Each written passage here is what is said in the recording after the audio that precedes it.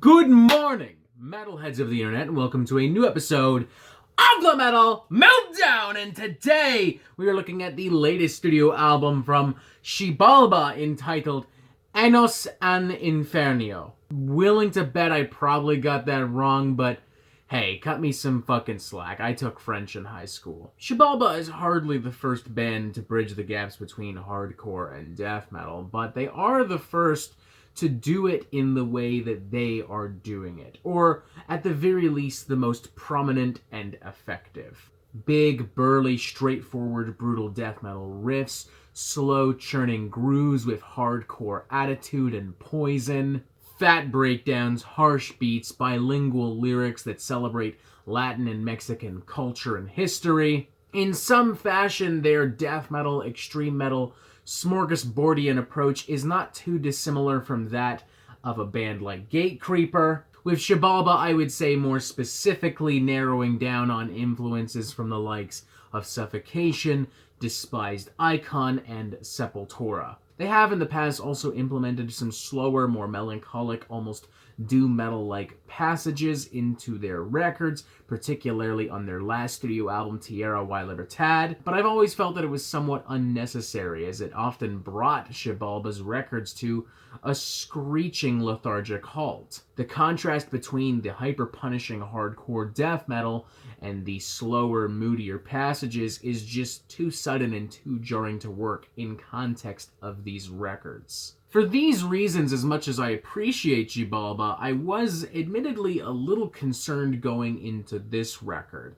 I had not heard any of the promotional singles beforehand and was worried that perhaps the band's doomy flavors would once again cripple what could otherwise be a powerful beast. But holy shit, I guess I owe Xibalba an apology for assuming that they could not rise to the task. Because not only is this the band's most powerful and refined work to date, it's one of the most punishing and brutal records I've heard so far in 2020. I mean, this thing just fucking wallops, man. It comes down so hard, so heavy, as if Xibalba are literally standing on my ribcage as I am listening to the record. Xibalba was never the type of band to simply incite rampage and violence and then fuck off.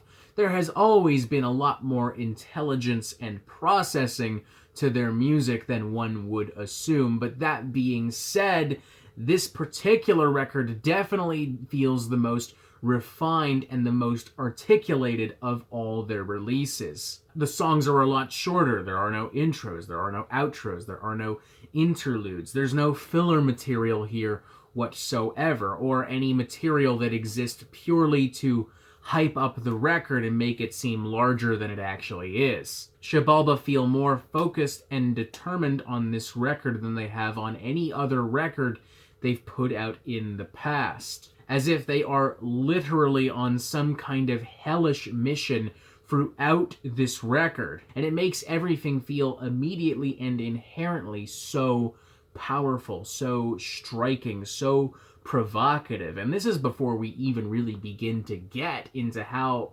fucking tasty this fucking music is. Their specific brand of metallic hardcore and brutal death metal has never been so mouth-watering and delicious. It's like a beautiful bone-in ribeye steak, seasoned with the spices of hell itself. Be it through the groove-laden razor blade tornado of opening track La Injusticia, the brooding and oddly triumphant death doom of Corredor de la Muerte, or the manic Cannibal Corpse-esque savagery of the album's title track. And this album doesn't just pulverize you in its more blatant and straightforward moments, it's every bit as powerful in its more experimental and ambitious notes as well. The doom metal influence, for instance, no longer exists side to side with Xibalba's regular brew. It has been properly and thoroughly mixed into the sound. And not just through the aforementioned death doom of One Corridor de la Muerte. It's actually sometimes subtly implemented into the record itself via a variety of breakdowns and anxious sections that give the record space and breathing room without bringing it to a halt or creating some kind of weird sonic contrast on par with their last studio album. They even managed to use their love of doom, gloom, and sludge to craft one of the most ambitious pieces of their career, I would say, the duo of tracks El Abismo Part 1 and 2, fitting as I do literally feel as if I am descending slowly and painfully into a sonic abyss as I listen to these numbers. And while the timing of this album's release coinciding with nationwide protests and riots over police brutality and the death of George Floyd is honestly nothing short of a coincidence, it is truly a coincidence brought on by the universe itself. And it does make this album, even unintentionally, feel all the more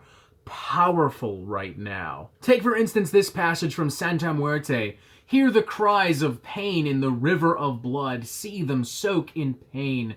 Right or wrong, who will be the judge? I would definitely argue that paraphrases but nonetheless echoes what we are hearing from people right now out of Minneapolis, from African Americans, from black people all over the world, from people of color who have been hurt by systems that are supposed to protect them. And even as we move away lyrically from this particular lyrical battle, it still feels as if Xibalba have been paying very close attention to American politics in the last year and are incredibly angry but happy to express said anger. Take, for instance, in opening track La Injusticia, which does feel like a direct response to how the Trump administration has handled their issues with illegal immigrations and refugees from South and Latin America. With lyrics like families murdered living nevermore, children left to fend for themselves, unsure what to do, they turn to evil. I mean, people were killed trying to cross the border. Families were